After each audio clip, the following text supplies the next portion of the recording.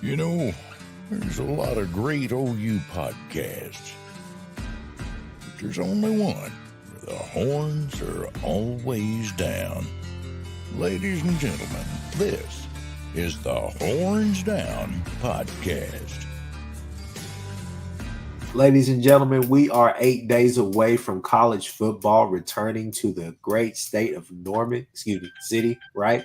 Either way, we are 8 days away from this matchup with Temple. Tonight, we got a special guest on the show, Mr. Ryan Wallen from 247 Sports, AlsDaily.com. He's a Temple guy, so we are going to talk, and we're going to be kind, and we are going to just figure out what kind of attack or what kind of Temple team we're going to be facing next Friday. Also, obviously, I got the Mr. Chris Mason on the show. We're going to talk about the Fasusi commitment as well, talk about any other news that may be coming out of the recruiting ranks as well. Then we got Mr. Brady Trantham on the show tonight as well. You know, he's going to be spitting that knowledge that he has. Definitely check out Through the Keyhole podcast, and for sure another episode of the Horns Down podcast. So with that being said, we're going to jump right into it. We'll let Mr. Wallen first kind of introduce himself to the public, and then we'll get right into the questions. We're gonna grill you, so hopefully you're ready. All right, so my name's Ryan Wallen, like Chris mentioned. I have been covering Temple since my sophomore year of college back in 2015, so I kind of got to be in college during the glory days of Temple football when they were ranked under Matt Rule and went back-to-back 10-win seasons, won the AAC championship in 2016, and I've been covering them ever since. I'm a Temple grad, graduated in 2018, still, follow the Owls, obviously, pretty regularly with having my position with 247 Sports as a freelance writer and recruiting analyst with their Temple site, owlsdaily.com. Got you. Well, welcome to the show. You're with some OU guys. Obviously, you see it. But I guess we'll just go ahead and jump into it. I'll just ask the first question. What is the outlook for Temple this year? Like, what should we be expecting to see in Norman next Friday?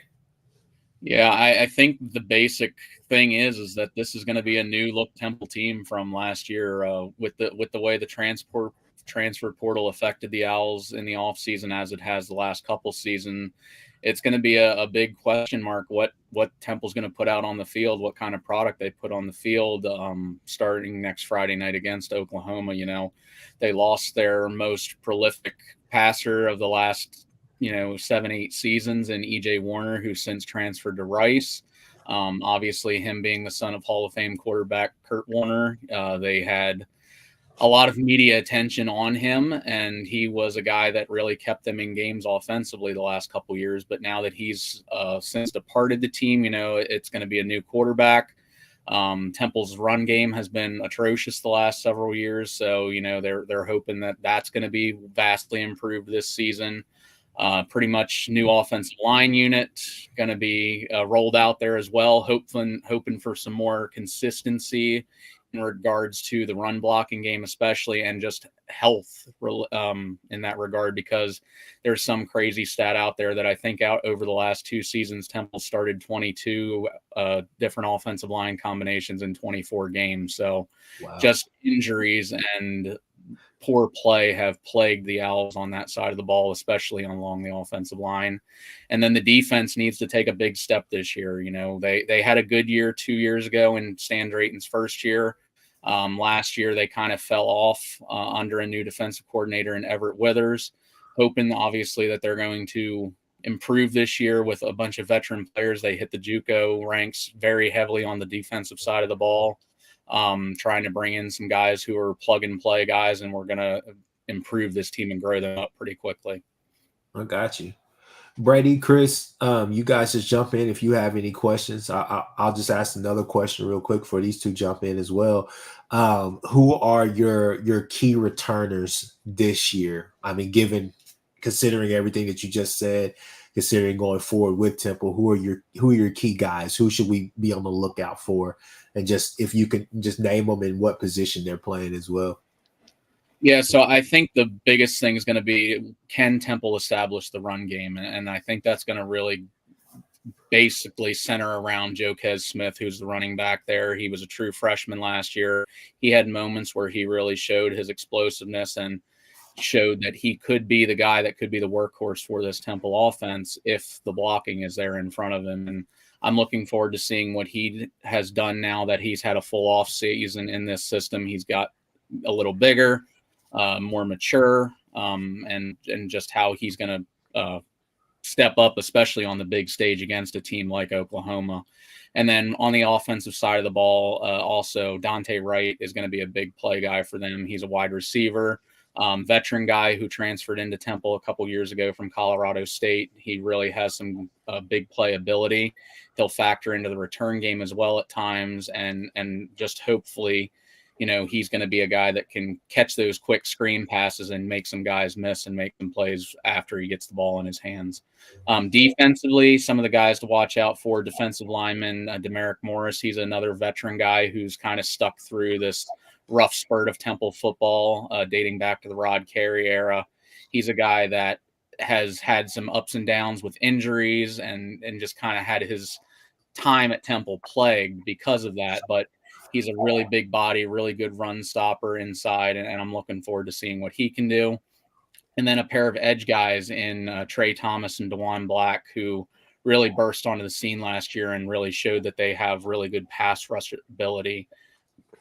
Getting to the quarterback, they're going to be key, especially trying to defend the Oklahoma offense. Got you. Brady, you got anything? Yeah, I was just going to bring up, I mean, you already mentioned it with like the plethora of transfer portal players that Temple has coming into this year. With it being game, I mean, let alone like forget the opponent. When you bring in 18 transfer players, you kind of, whomever you are, like you have to bet. The question is, okay, are they bringing in transfer players because of need, or are they bringing in position players because there is just basically a free for all on the roster of like the best players can play, so like each one kind of presents its own sets of challenges. But to me, like looking at 18 transfers and knowing kind of what OU's flaw is, at least in terms of a question mark going into the year on the offensive line with the lack of experience. You bring in 3 or 4 defensive linemen through the transfer portal. My question is, of the 18 guys Temple has brought in through the portal, how many guys do you expect to be like a serious threat to crack the 2 deep, if not start in that transfer pool? Or is this all simply just depth pieces and maybe a diamond in the rough situation? Yeah, I think specifically the defensive line, those guys that they brought in are going to play. That has been one of the biggest areas Temple's been gashed in the last couple of years, has been the run game. And that's been a big area, especially last year. They were injured quite often in that side of the ball. As much as I talked about the offensive line being banged up, the defensive line last year was also banged up. At one point, they were playing a true freshman and a walk-on as their starting nose tackles last year. So that was just where their depth was at the time. So I think they really tried to overstock the defensive line this offseason and make sure that they weren't in that type of position midway through the season if injuries do arise. But a guy that really made an impact quickly and will probably be a starter come game day next week is Latrell Jean, a transfer from Florida Atlantic, who last night was named a single-digit player, and that just tells fans what kind of impact he's already had just having transferred into the program 3 months ago, or not even 3 months ago. He's immediately come in and been a presence. He's going to play. He's going to probably start alongside Demerick Morris and be an impact player. And then you have some other guys there that are just going to fill in the depth and play. Temple likes to rotate their guys quite often, keep guys fresh. And they went more athletic this season with that in that regard and trying to bring in these transfers. So just be on the lookout for that. They're going to rotate guys in and play a lot. Do you expect you guys to be multiple on defense, or are you guys like a true 4-3, or kind of what defense attack and offensive attack do you guys run? So the base defense is technically a 4-3, but more often they'll run like a 4-2-5. Gotcha. With some various looks. They really only run the true 4-3 when they're against the option teams like Army and Navy. So you'll see multiple looks out of that set, but primarily you'll see a 4-2-5 come game day. Offensively, I think the mindset's really just that they're going to try to get the ball out quick, and that's kind of what they did with EJ Warner. They really didn't rely on him heavily to be stand in the pocket too long because they know the offensive line wasn't at the level it needed to be to have to play against some of these defensive lines in the American Conference. So they just are going to try to get the ball out quick and into the playmakers' hands and let those guys make plays after they have the ball with them. So that's what I expect this season, especially with a new quarterback, a person that's probably going to be stepping on a big stage for really the first time in their career, depending on who the starting quarterback is. I don't want to give too much away in that regard. We still really don't know who it's going to be, truly. Yeah. It seems like it's really going to be a wide open competition, and it might be a 2-quarterback system coming into Oklahoma just to see who actually handles the pressure and handles the environment, who can actually be the one to propel that Temple offense to, make some plays and hopefully keep this game against Oklahoma competitive. Gotcha. Chris, you got a question? Well, I think it's interesting that the running back you're talking about, Joquez Smith, is from the Tampa area. He played for Tampa Jesuit, and there's a good chance he probably ran into Lewis Carter, who is from Tampa Catholic. OU's probably backup will linebacker who's a little bit of a hitter. So it's an interesting connection there. I bet the OU coaches at some point saw Jaquez playing at Tampa Jesuit because the OU coaches have a lot of connections to the Tampa area. There are a lot of the Clemson coaches, as you know, and Clemson recruited Tampa heavily. But Ryan, it also looks like you guys have hit the JUCO ranks pretty heavily. I'm seeing kind of the all-star list of JUCOs: West Coast, College of the Canyons, City of College, San Francisco, Kilgore, the Kansas JUCOs. Are there anybody from the JUCO list that you think is going to be kind of an impact person? Yeah, I think Eric Stewart's a guy who's going to start. I think he will be the starting one of the starting middle linebackers for Temple come game day.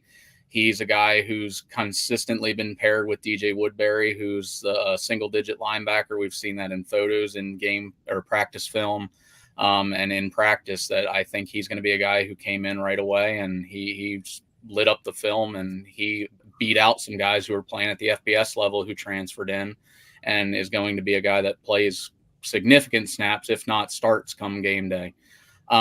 He's one name that I think that really is going to stand out. I think a lot of the other JUCO linebackers that you mentioned, or offensive linemen that you're pointing to from College of the Canyons, they were more of the depth aspect of, if they get down to those guys, at least they have some college experience. Their body's already prepared for this moment, where they have the size. Maybe their athleticism's not quite at the FBS level, but at least it's going to be better than trying to throw out a 6'4", 260-pound freshman against a grown man from Oklahoma or a bigger school like that. Now, I think a lot of people here probably in the comments, maybe on this panel, maybe not. Obviously, I'm going to give you the utmost respect, definitely, for just, even taking a chance coming on this show. I say that sounded so bad. I mean, just because you came on this show and you're even doing this with us, you took time out of your schedule to come on here and do the show with us. So definitely shout out to you and thank you for that. But a lot of people probably already, have written this game off, think it's going to be a blowout, this and that. Are you thinking that this is going to be a competitive game, or do you think that this is just going to be just a good matchup just to kind of see where you guys are at thus far against, I guess you could say, the big boys, right? Yeah, I think nobody's expecting Temple to win this game. If they are even in it in the fourth quarter, I think that there's going to be a lot of people saying, oh boy, Stan Drayton might actually have something going. He might actually know what he's doing there at Temple. And maybe this is going to be a different season, and he is going to be the one to turn the program back around and, take it back to the Matt Rule and Jeff Collins days. in the Al Golden days. Maybe that is the case, but the fan in me and the Temple grad in me obviously wants this game to be competitive, but do I realistically think that's the case? No. I think it's more of what you mentioned there in the latter half of your lead to this question, is that I think this is just more of going to be a test to see where they are right now and getting some actual live game speed, live game tape in the books and preparing them for their next week game against Navy, where they're going to actually have to open up, conference play in the second week of the season and have to face a whole different type of offense than Oklahoma's going to present. And, I think that's where they need to focus their aspirations, because I think at the end of the day, their aspirations are to be more competitive in the conference and win a conference title. Whereas this Oklahoma game, sure, it would be a feather in the cap of Stan Drayton if this team would be able to pull off the upset. But at the end of the day, it really doesn't mean much other than that. Chris, well, I mean, we need to be nice to Ryan just for like 5 seconds, because I mean, OU fans need to look no further than what a few years ago in 2021, when a eventual 1 or 2 win Tulane team walked into Norman. Like, the game was weird. It was coached by a guy who had 1 foot out the door in LA, and it was supposed to be played in New Orleans, but it got changed within the week because of the hurricane to Norman. Yeah. And OU had to hang on for dear life and win by 5 points, again, against a team who would go on to lose all their games, except for 1 or 2 that year. Willie Fritz is a good coach. Tulane ended up being a good team the next year, but that team was pretty bad. So, I mean, yeah, OU is the overwhelming favorite in this game. They are definitely the better team, but I mean, you got to take care of business if you're OU. And for Temple, like, there is some precedent for teams walking into Norman and making things a little bit more uncomfortable than OU fans would probably want. Yeah. I mean, and double down on that. You've heard good things. I know a lot of OU fans will probably say you haven't heard all the best things that you wanted to hear, but you've heard a lot of really good stuff about Jackson Arnold. But this is kind of his bounce back, sending a message to people early on that, hey, that was just that game. This new season, new me, right? So, no, I mean, definitely don't want to jinx ourselves or whatnot, because I was there for that Tulane game, and that was miserable. It was hot. It was very hot. Very hot. But speaking of that, going back to kind of like my first initial question, as far as like the outlook for you guys, where do you think you guys finish in the American Conference, right? Correct. So where you guys think you finish there? Yeah, I think, like I said, it's kind of a toss-up right now. I think I need to see what this team's going to look like and how the bonds they've built over the course of the last couple of weeks of training camp and summer play out. I think that this needs to be a make or break year for Temple, though, especially Stan Drayton. I think if Temple goes out and goes 2-10, 3-9, 4-8 again, I think his seat's probably starting to feel a little warm if that's the case, because you can't just keep putting the same product out there on the field year in and year out and say you want to win championships and all. And I know the players love Stan. I like Stan as a person. I like Stan as a coach. I think he knows what he's doing, but the resources are not quite there, and Temple has done not a very good job of supporting that, given NIL and all that. But I think you still have to look at the product you're putting out there on the field, and are these guys competitive? There's a big difference if you're 5-7, you barely miss out on a bowl game and you're competitive in games, or if you're 3-9 and getting blown out by all the top teams in your conference by 30 every week. Yeah. So I think that's where Temple needs to be. I expect that they can get to that 5-6 win mark, given the current roster, even before I see them on the field. But they're going to need to put some stuff together and, overcome some adversity, because that's what they've struggled with the last couple of years. They've just kind of given up at points in games, and they need to not do that if they want to save their coach and, save their own status as college football players. Because, especially with the transfer portal now, if a new coach comes in, you never know where your scholarship stands then going into the next season. And that coach may walk in there and say he's bringing his luggage and it's Louis, right? You know, you know. Shout out to Coach Prime, right? But anyways, Really big in Saudi Arabia, Coach Prime. Chris, you got any other questions? No, I mean, I guess just so you think, obviously, EJ Warner has moved on, and he was, it didn't look like there was the quarterbacks on the roster got much play beyond him. Do you think it's going to be a new quarterback, or if you had to guess, is OU going to be facing? Who do you think? Which quarterback do you think is going to end up winning the quarterback battle? If you can at least give us that hint.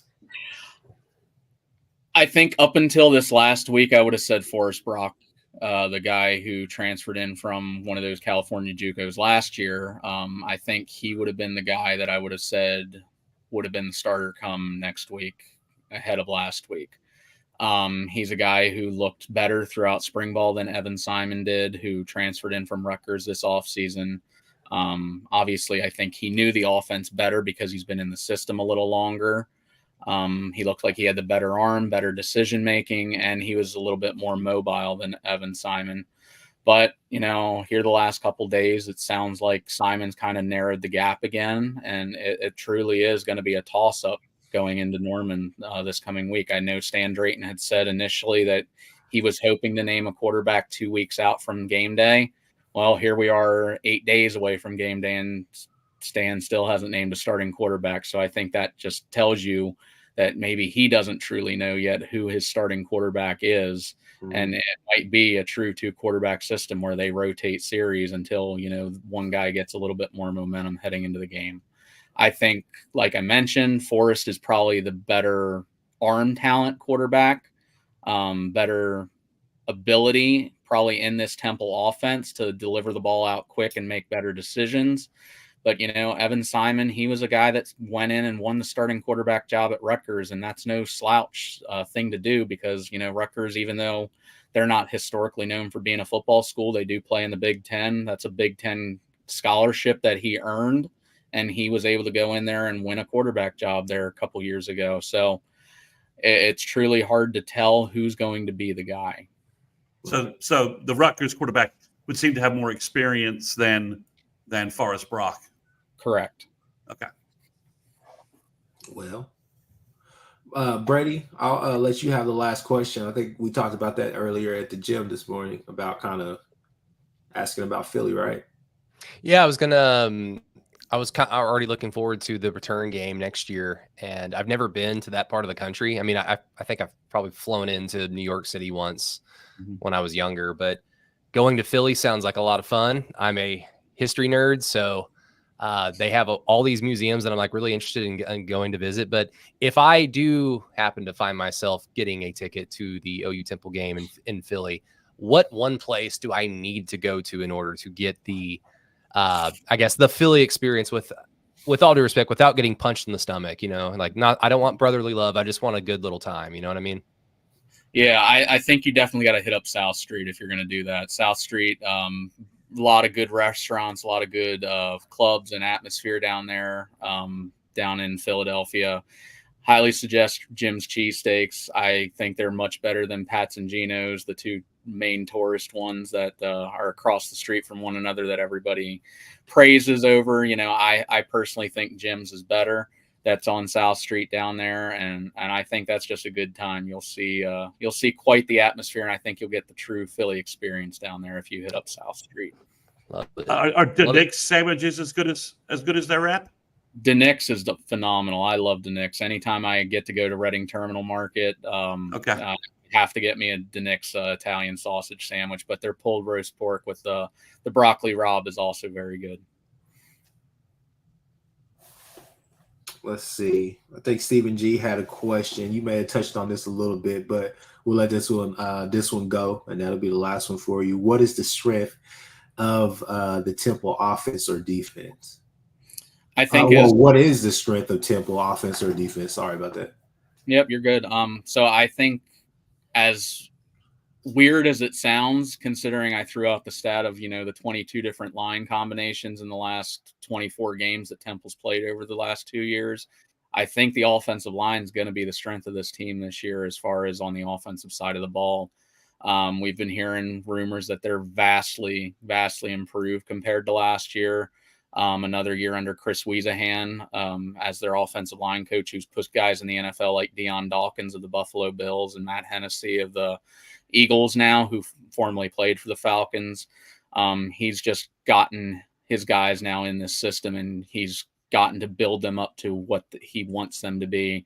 And when he was at Temple under Matt Rule, he had a very similar trajectory where the first couple years that he was there under Matt, the offensive line was atrocious. And then the third year, they kind of just picked it up. And that's when guys like Deion started stepping up and showing their true worth. And they eventually got themselves big paydays in the NFL. So I think that's going to be the strength of the offense. And the defense, very questionable on the back end. It's very very transfer heavy on the back end. So I'm going to go the defensive line is going to be the strength of this team. Just a lot of big body guys who are back from injury now, who are ready to play. I mentioned Demeric Morris and Latrell Jean already. I mentioned Trey Thomas and DeJuan Black on the edge. You also got a guy in Cameron Stewart who transferred in from Rutgers, who is, I know, looking to make a name for himself now at Temple. And you got Alan Hay, who's coming back from a serious knee injury last season, who was at Miami and really showed some flashes last year, early in the year before he did get hurt at Temple. So really got some quality depth there along the defensive line that they're going to be able to rotate in and out and keep those guys fresh. And I think really be able to start shutting down some teams and getting some more 3-and-outs and giving themselves some, giving their offense some more chances to score points this year. All right. Well, people, look, you got your Temple preview right there. You got your outlook on the team, the season, who they're bringing in, who they're bringing back, who should be the starter, all the rest of that stuff from Ryan Wallen right here, 247 Sports and AlsDaily.com, recruiting analyst, writer, all of that for them. So definitely tap in, look up his stuff, search him, all those different things and everything, because we just got the download. So you got people in here talking noise to you, saying that now they want a score prediction, and they're saying that, hey, I feel sorry for the offensive line, I feel sorry for this and that. So we're gonna keep it PG tonight. Usually we would try to pour it on, especially if you were Texas fans, horns down. So but we'll do that. Do you want to stay? You want to keep going, or are you? I'll stay on. Okay. Well, people, we're gonna switch it up a little bit, and we're gonna go to. Hold on, I got to go back up to these comments right here. Breaking news: what I think Creed Humphrey is going to be, or is already, the highest paid center in the NFL. Sooner Cowboys with that. Then also Sooner Cowboys came back and said, you will have the highest paid center, left tackle, and right tackle in the NFL. And so Texas fans would point out that none of those guys were 5 stars coming out of high school, which is so important. And that's so indicative of how Bill Beanbo can't coach. And now a lot of the Texas fans, which is funny, they're playing a slow game with Guyton, even though I think that they have a true diamond in Guyton. He's a true diamond. Like, that guy, he fits that system, and I think we all trust that part of Dallas for sure. No matter who the coach or whatever Jerry Jones is doing, that offensive line is always going to be pretty good, right? So Sooners in the NFL, you're doing really well, but focus is on the offensive line. So with that being said, we're going to turn it over to Chris Mason. Chris, this is going to be the question, and I know that you made some rounds or whatnot, but just enlighten the people once again, what type of player are we getting in Fasusi? I think you're on mute. Sorry about that. So These things just happen. from a recruiting ranking standpoint, he's the highest rated offensive tackle OU has ever signed in the internet era of recruiting rankings. I don't know if there's like a Barry Switzer player in like the 80s or 70s who might technically have had a higher rating, but Michael Fasucci's higher ranked than Stephen Good, higher ranked than Trey Walker, Bray Walker. And I think he's higher ranked than Wes Sims is the only other 5-star offensive tackle I can really recall. He's ranked as high as number 9 in the nation by ESPN. Rivals has him as number 11. So, that gives him the highest ranking, ever for the last 20 years in terms of an offensive tackle prospect. When you look at his film and you look at his just overall athleticism, what he brings, he's already 6'6", 300 pounds. He's not carrying bad weight. He's explosive, powerful. He's got good knee bend. He finishes blocks well. He's raw, but everyone says he's raw with technique-wise, and yeah, he probably is. But he's just physically dominant, playing in a great football district where he is in that sort of North Dallas metro area. Everyone in the country wanted him. He's probably only behind David Sanders, the offensive tackle from Charlotte that chose Tennessee. Some people may say Ty Hayward's better. Maybe some people might say Andrew Babalola, but you're really sort of you're picking nits, I think, between those three guys. Sanders is a little better. I said maybe he looks maybe a little leaner, a little bigger athlete. But when you're talking Michael Fasusi, you're just talking about a player. If he enrolls early, I think he's in the 2 deep at offensive tackle in the fall of 25 if he enrolls early. And, I imagine this could be a path towards him having significant playing time as a true freshman, just like Caden Green did. And the possibility, I think, that Eddie Pierre-Louis might make his way into the starting lineup at some point this fall. The Tampa Catholic offensive guard OU signed, who I was told by a source, if he had enrolled early, he probably would be the starting left guard right now. So I think Fasusi is, he's 3 years in a Sooner jersey. And then with that kind of raw materials, you give Bill that kind of raw materials, I think you have every chance of him being a first-round NFL draft pick. I mean, he's got everything. There's this scary video, Chris, I'm not sure if you've seen it, of him playing dodgeball with just regular, it looks like he's in regular gym class with just like regular kids. And he's 6'6", 300, like moving around, dodging. And then there's this scene where he gets ready to throw a ball, and it's got to be just horrifying to be watching that guy 6'6", 300 pounds, hurling a dodgeball at you. But he's doing like the splits and avoiding stuff. It's, it's just like a little bit like David Stone last year. Guys that big shouldn't move that quickly, that fast, or that explosively. Mm-hmm. It's an unnatural combo. And that's what you're getting from Michael Fasusi. And the fact that you stole him from Texas, where everyone thought he was going for the last sort of up until his official visit. And Chris, I told you the official visit last time I was on your pod. I told you the official visit to where things turned around for OU. Yeah, he had a great official visit. Daniel Ekinkimi, the UK offensive lineman that OU has. His family emigrated to the United Kingdom from Nigeria.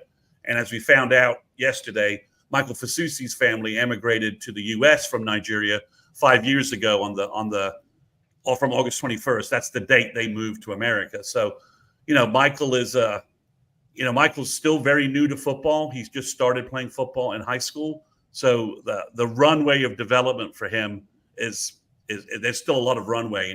And he said it very simply, Bill Biedenbauer, coaches up the best offensive lineman, and he puts offensive linemen in the NFL. He didn't really say it this way, but I like to sort of say that, I'm really good. Bill's really good. Bill's going to make me better. And I think that's sort of the simple, he kind of broke it down that simply in an interview that's why he chose Oklahoma over Texas. And he had a terrible Texas visit. He was sort of downplaying a little bit, but I have a source, Chris, that said that visit went badly from the start. And that basically Fasusi only hung around because it would have looked bad for Texas if he had left the visit early. But he and his family were really kind of like, after a day, were like, why are we here? You need to go to Oklahoma. So for Texas to execute a visit that badly is is kind of shocking in this day and age of college football recruiting. I mean, this was the number one guy on Texas's board. I mean, we jokingly can play the Family Feud, and our topic would be what Texas recruiting writers say about recruits after they lose a recruit to Oklahoma. And answer number one is we didn't want him anyway. Answer number two is he's not that good. Answer number three is there's a guy we want next year who's better. But maybe they'll try and flip Lamont Rogers from Missouri. I could see Texas trying to do that, but really, they're going to try and pick up this kid Nick Brooks from the Atlanta area. I think he's at Logan, Georgia, and he's 6'8", 370. That's the thing about Fasusi. There's like no bad weight on him whatsoever. I mean, or it's very little bad weight. By the time Bill gets hold of him, he's going to be like 6'6", 315, and just like a wall of granite. The comp I used on my podcast last night, that would be the Sooners 360 recruiting podcast. For anybody who wants to listen to my pod directly, was Laramie Tunsil, the Ole Miss offensive tackle, who, if we could ignore the draft day image of him wearing a bong gas mask, has gone on to have multiple Pro Bowl seasons, has picked up a couple of big time contracts, and that's sort of who he was. Laramie was a 5-star out of Florida, went to Ole Miss for NIL before NIL reasons, that's sort of who he was. I mean, Tunsil was like 6'6", 300 and out of high school, and he was like 6'6", 310 out of college. It's just Schmidt's just going to fine tune this guy and get him better and better, and Bill's just going to coach him up and make him better and better. I just, the combination of Fasusi and Ryan Foji. Foji's a little bit longer athlete. Yeah, he's a kind of a longer guy. Maybe a little more development from Schmidt and all that. But those two guys, Foji is probably going to end up top 50 in the nation composite. And obviously, I don't see any way Fasusi, leaves his sort of top 15 type ranking. Those are the two highest rated offensive tackles in one class that OU has ever signed. I got you. So real quick, I mean, if you don't know this, that's fine because it's sure right off the cuff. But just for some added context, and I hate to bring this guy's name up, but is he higher rated than Caden Green coming out of high school? Because I know Caden wasn't a consensus 5-star. Yeah. Okay. Yeah, no, Caden was not a consensus 5-star. Yeah. He was probably top 50, top 75. Caden was obviously, he was an offensive tackle where he played, but he was sort of a raw kid. I think both Eddie Pierre-Louis and Fasusi are much better high school offensive linemen coming into OU. So, I mean, this is a bigger addition. And Fasusi could play guard if you needed to him in a pinch, but he's a right tackle. He's a left tackle, depending upon where OU would need him to play. He's got much better potential. I mean, he's 6'6", and Caden's really probably closer to 6'3.5". He doesn't have the length or the size or the sort of the wingspan that Fasusi has. I think, Caden's going to find himself probably playing guard at Missouri, to be honest, at some point. But yeah, that is the word on the street right now. That's the word on the street. He was whining about not playing. I don't know if he was whining or his dad was. But yeah, I think, and obviously he'd be OU's left guard, and we'd have Jacob Sexton at left tackle. So it's a loss for OU. But I think Michael Fasusi is a much higher rated kid. He's much more in the realm of the guys that Georgia and Alabama, the 5-stars, they've been turning into first-round picks. Yeah, Ryan, are you at all familiar with the Caden Green mini saga that happened in Norman this past season? Okay, so Caden Green was not a consensus 5-star. I think he was a 247 5-star tackle from St. Louis. And he signed with OU, and he played here and there, as a backup, as a true freshman. And then I can't remember who got hurt against Texas. Bill Beambo just said, "All right, I know you're a tackle on paper, but we're going to throw you in at guard because we need you." And Caden Green went out there against Texas and played extremely well and basically started the rest of the year as a true freshman. And everything's going good.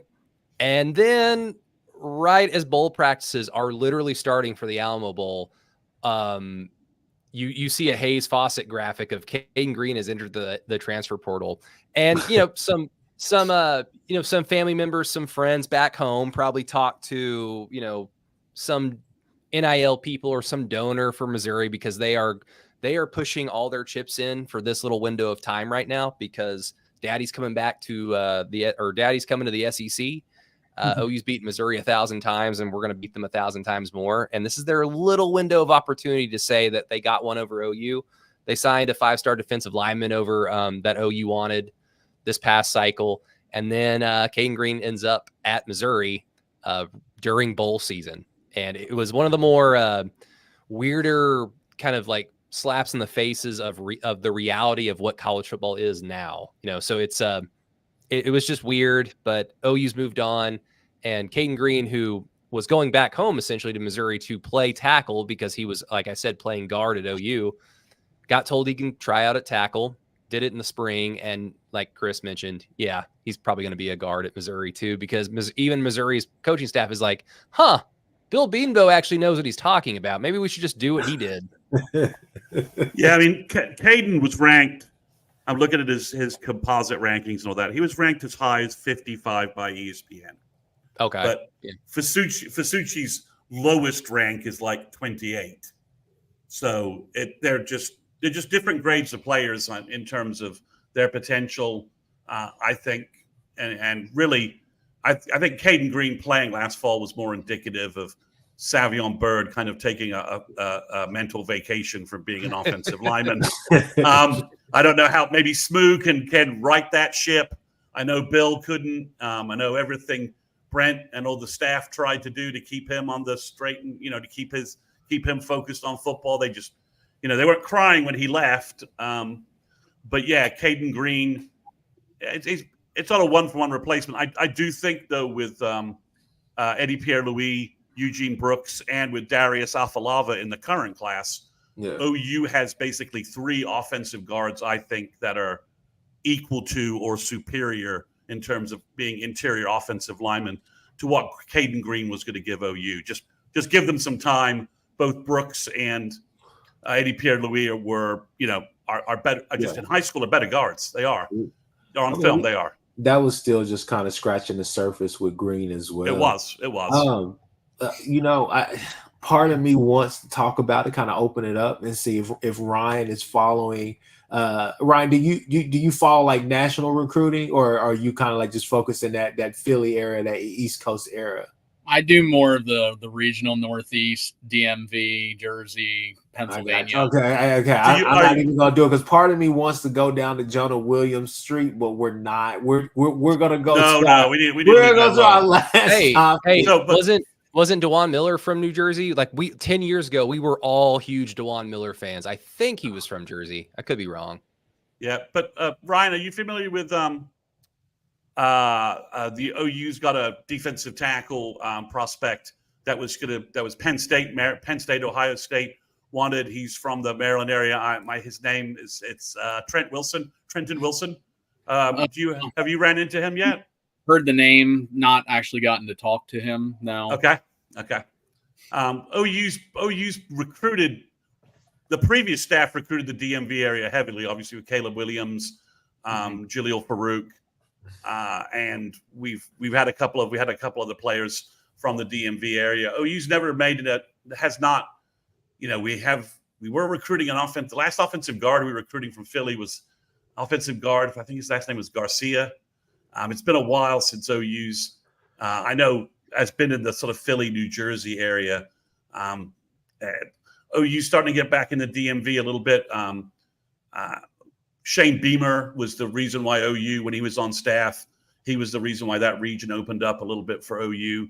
The Clemson staff didn't recruit that area as heavily, although they did pull Christian Wilkins from Connecticut, which is maybe a little bit out of your zone. But that's Trent Wilson's probably the guy. OU's looking at a guy. They got some smattering of offers, in that part of the country, but it's kind of hard for OU to break through there, especially with Ohio State, Penn State kind of locking down. Obviously OU's looking for D-line talent like everybody else, and it's hard to really break in there with Ohio State, Michigan, and Penn State, that kind of troika taking all the talent. Syracuse could be. Brown. Yeah, they're doing well too. So they could be a thorn in a lot of people's side. I see them still at least 1 or 2 kids per year, and if they get things rocking up there, they could field a hell of a defense up there. So definitely shout out to them.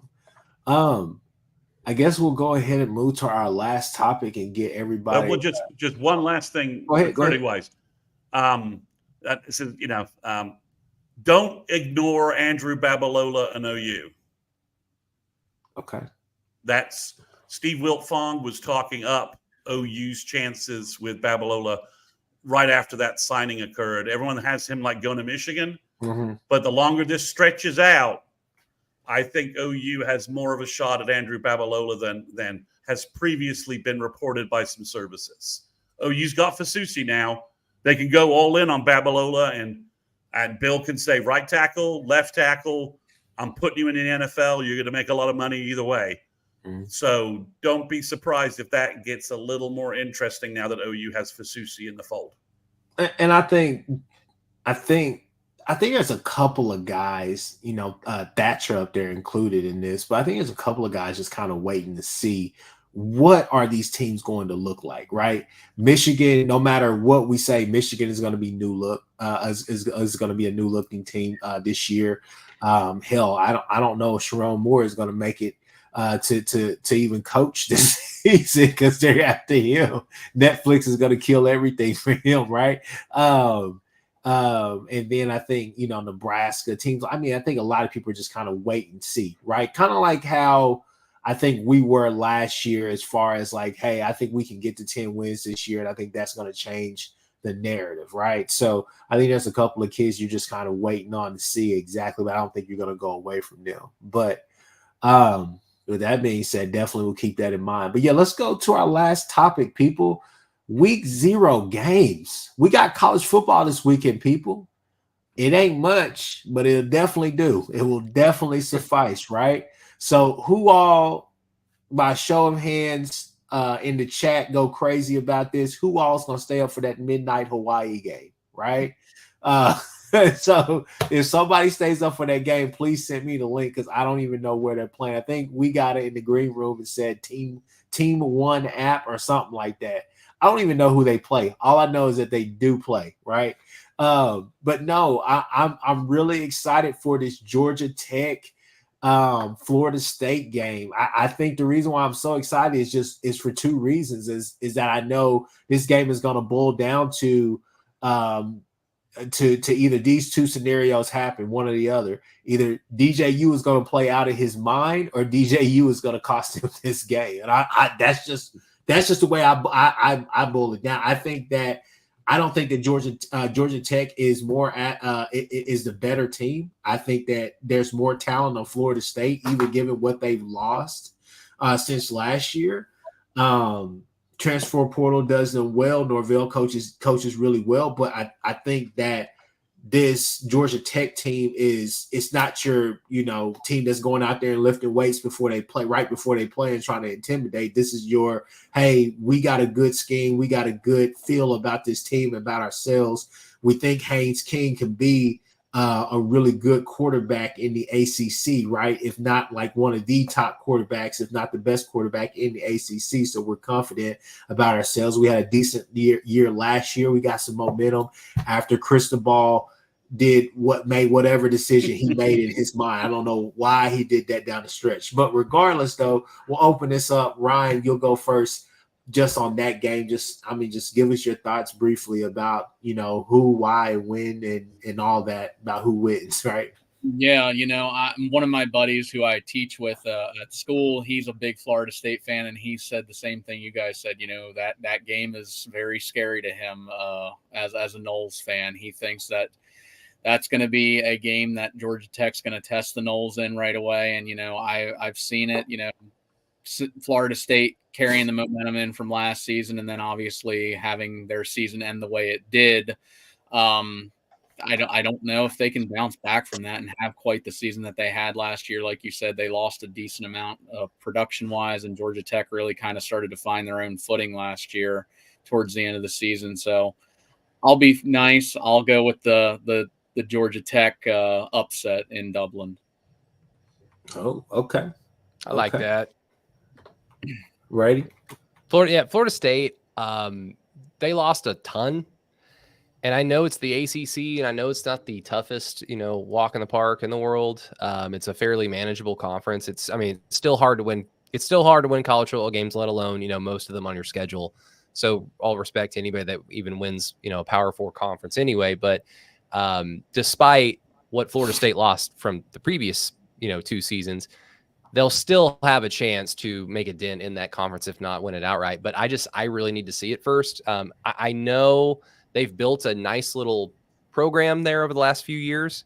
I just don't know if with how last year ended, how emotional it was, with how unfortunate it was, and how kind of unfair it was. And then they just get skull crushed in the bowl game against Georgia in the Orange Bowl. I don't know if getting DJU is like the answer to, okay, let's like run it back. Essentially, it's like, I don't know. Because I also tend to think that, not to make this like a deep dive ACC conversation, I tend to believe that Dabo Swinney's got one more year of annoying all of college football fans. I think it's going to be this year. So having said that, picking Georgia Tech in the upset to me sounds very delicious. It's Dublin. It's an international game. Weird things could happen. The games in Dublin have been kind of odd anyway. So would not shock me. It makes a lot of sense. Like you say it, it seems like something that's already happened. So I'm feeling the Georgia Tech upset. Oh, boy. Wow. Okay. Well, so I'm based in Atlanta. So obviously, Go Jackets is kind of I have some friends at Georgia Tech grads and all that. So the thing I will say is if you watch Georgia Tech's bowl game, they improved greatly.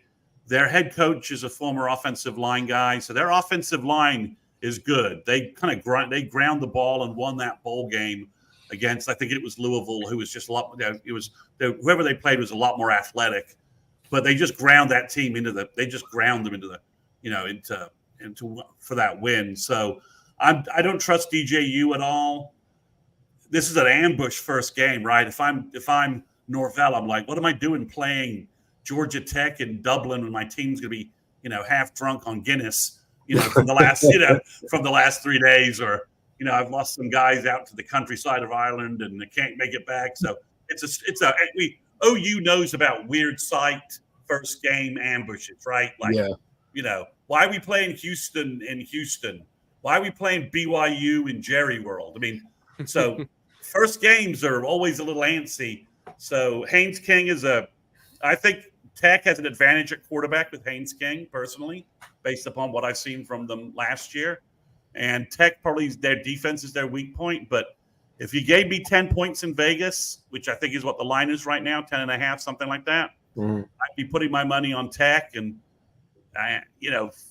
it easily could be, if it's close at halftime, I think there's a chance Tech pulls this out. But if I'm Norvell, I'm wondering why my athletic director has this teed up for me. I'm not playing Tarleton State or somebody, first home game with as much roster turnover as they had, as Ryan mentioned. Yeah, it's tough to see how Georgia, to see how FSU will be sort of hitting an all, will be in good, good game shape in terms of execution and all that, and then it gets a little goofy in Ireland, and all of a sudden. Those games are definitely goofy. Hell, even the Notre Dame Northwestern game last year was really goofy. You expected, Northwestern to just kind of grit that game out and make that one of those just defensive battles, right? 3 and out. Sam Howell, it's a rock fight, as my brother would call it. Sam Howell put on a just a passing expose, during that game. So but But no, I'll go ahead and complete this and just say, I mean, Georgia Tech, I'm feeling that upset. Now, a game that I'm not feeling an upset, but I do think it's still kind of a weird game. SMU at Nevada, right? I think that's I think there's like 4 games, and I think those are really the 2 that are going to be of the most interest to people. So, but yeah, SMU at Nevada. Nevada is bringing back kind of a new looking team as well. So you expect Preston Stone and crew to go up there, or excuse me, Rhett Lashley and crew to go up there and pretty much kind of impress and just kind of put people on notice, like, hey, we're going to the ACC and we think we're pretty damn good. And I think a lot of people would have them as their dark horse ACC winner anyways. Ryan, you got what you think about that? Yeah, I think that obviously with SMU making its jump to the ACC from the American, obviously I've gotten to see SMU the last couple of years and follow them quite closely, and the way that they have really dominated the conference last year and won the conference for their first conference championship on their way out. I think that this was the right time for them. Obviously, they had the donors that filtered the money into the program to make that jump to the ACC and get them to where they want to be. And I think they're ready to make a statement this year. And like you said, I think they're a real dark horse that they're going to be really competitive immediately in that conference, because I think it was, as Brady mentioned earlier, that conference is very open right now. It's not the powerhouse that it used to be where you have a lot of top teams there. Miami's fallen off. FSU's a big question mark heading into the year. And Clemson, they're not the powerhouse they were 5-6 years ago. So it kind of feels, and I'll let you finish, but it kind of feels like everybody is like really, really hesitant, not reluctant, but hesitant to pick Miami, because they should be. I think we all believe in Cam Ward, but it's just. Well, Mario Cristobal is the worst game day coach in America. It's not even because he didn't take a knee. Like that's just one example of this. Like he's routinely bad. Yeah, he has routinely been bad with great talent. Like he's a great recruiter. I mean, OU fans know this. John Blake was a great recruiter, just not a very good head coach, not a very good decision maker on game day when it mattered, when you had all this talent. Cristobal's kind of, I mean, I'm not going to sit here and say he's like John Blake, but in that same mold of how do you have these guys and this is all you like have to show for it? So the Oregon players went to bat for him. Like they swore they wanted him to be their coach. And then his first game he coached after that, they got blown out in their bowl game. And it's just, I don't know. I'll have to see him like apparently coach a real game against an opponent with a real pulse. I mean, they went. Did they give 7-6 last year? I mean, they had a losing record the year before that, and he's got 5 stars. The talent on their roster is ridiculous. But I think obviously SMU's like a 25-point favorite. I can't tell you enough that I know enough about Nevada to dispute that. Yeah. So I would take SMU and yeah, I mean SMU. Every Virginia Tech is maybe on the bounce in the ACC too. Some people are saying they're kind of a surprise team out there. If Clemson's quarterback had been playing better, if Klubnik had put together a really great season, I'd go with Clemson probably. But, it's like, Cam Ward, you really should have chose FSU. He chose the wrong Florida school. And if he was at FSU would be the clear team. So then the big running back from Morgan State, Martinez. I mean, they've spent money left and right. And apparently, they need to spend it this year because the guy bankrolling it all is about to lose his business. The billionaire Miami Boosters company is about to go belly up. Life Wallet apparently is like empty wallet.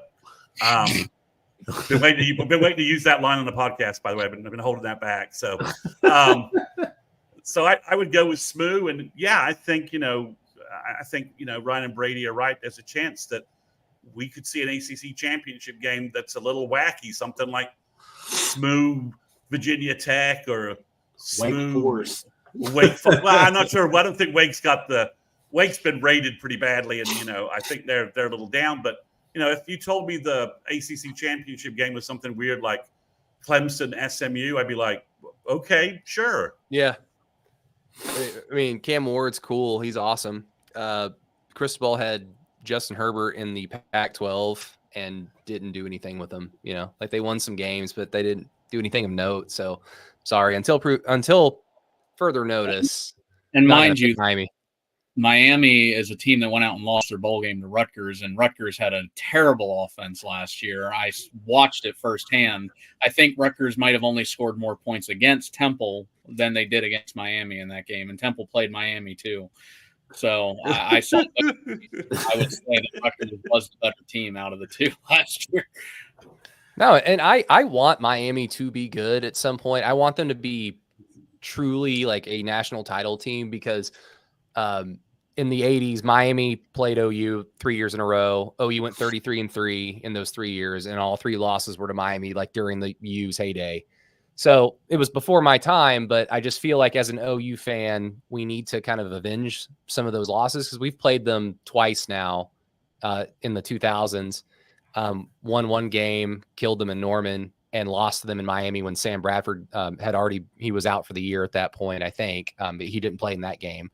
But both times, Miami they weren't near as good as they had been back in the 80s and early 2000s. So despite beating them at least once since the 80s, I feel like, no, I want to beat them when they're actually really good. So, I mean, please, Cristobal, please do something with the awesome classes you've signed and your donor has paid for, which is allowed now, but please do something with it because it would be a true honor to beat the living crap out of the University of Miami when they were actually good.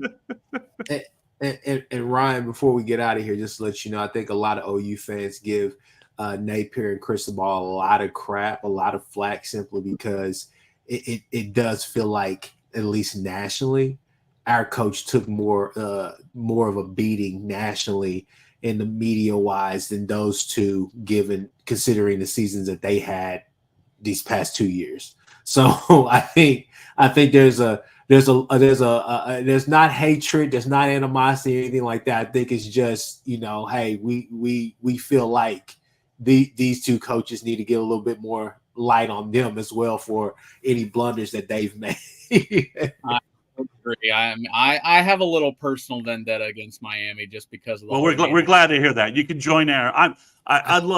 Unlike Brady, Miami can continue to suffer in the lower levels of football hell for the next 50 years, as far as I'm concerned. I take those 80. That's 3 champions. Oh, you should have had 3 national championships because back to back to back, they would have beat that Penn State team that beat Miami and Vinny Testaverde and those guys. They robbed Barry Switzer of his own little 40-game winning streak and 3 national championships. So Jimmy Johnson and the Miami Hurricanes burn in hell, burn, burn, burn.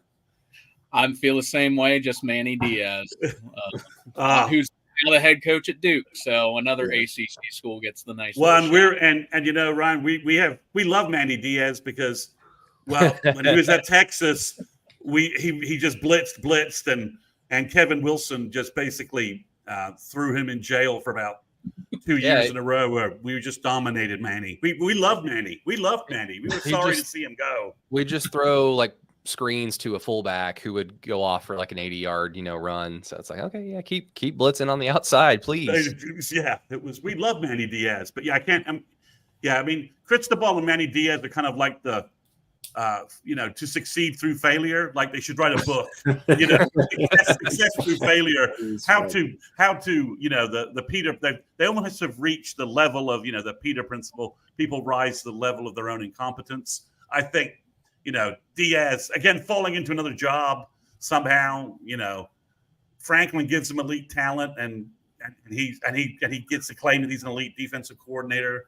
Yeah, sure. You've got Micah Parsons and you've got elite, that Penn State defense is loaded, but to go way off topic, but yeah, I like Smoo. All right, I like Smoo as well, gentlemen. We've been on here for more than an hour. Let's go ahead and end it here. We'll go around the horn and let you guys just promote and just tell everybody where they can find all your content. Ryan, we'll start with you. All right, so I appreciate you guys having me on. It was a pleasure. You can find my work on my Twitter, or X, I guess now you call it, at Ryan Wallen 247. You can follow the Owls Daily Twitter account, Owls Daily 247, and you can follow my boss, Sean Passer, who's like the Temple Owl guru. Who's pretty much anything and everything about Temple athletic history. He's going to be making the trip down to Oklahoma. Follow him for live game updates. From Temple side, if anybody's interested in hearing that, the reactions afterwards or the lead up to at Temple Owls Daily. Okay. Chris Mace? Yeah, you can follow me on Twitter X at CM_Sooners360. If you follow me on Twitter, you'll get links to all of the Patreon activity I have going on, the podcast that I do, the Sooners 360 Recruiting Podcast, which is on all podcast platforms and on YouTube. And you'll be notified when I'm on doing guest appearances like on Chris's show. Brady? Yeah, and at Brady Does Sports on Twitter, or our little podcast that me and Peyton Guthrie, Matt Burton, and Alan Kinney have, Through the Keyhole. I think it's Keyhole Pod on Twitter. And hey, Brady, say hi to Alan Kinney from me, from Chris Mason. I've known Alan for like 20 years. So great guy. Great guy. Yeah, Alan's excellent. He's the voice of reason in the room most of the time, because usually I'm just kind of losing my mind. But Alan's great. He's a wonderful co-host and an extremely talented writer. So we're lucky to have him. But yeah, Through the Keyhole. If you want another OU podcast to listen to, we've got podcasts everywhere you can listen to them, and then our own little Patreon page as well, and a free website, keyholepod.com, where Alan writes stuff, I write stuff, Peyton Guthrie writes stuff. So about to get into the season mode and have some fun. So we're excited. Guys, all that info for everybody's content and all the rest of that is in the bio. So definitely click and subscribe, look up everything, search, get all those different things. Let's get eyes on all this content out there that you guys can definitely get. So with that being said, gentlemen, we are out of here. You know, there's a lot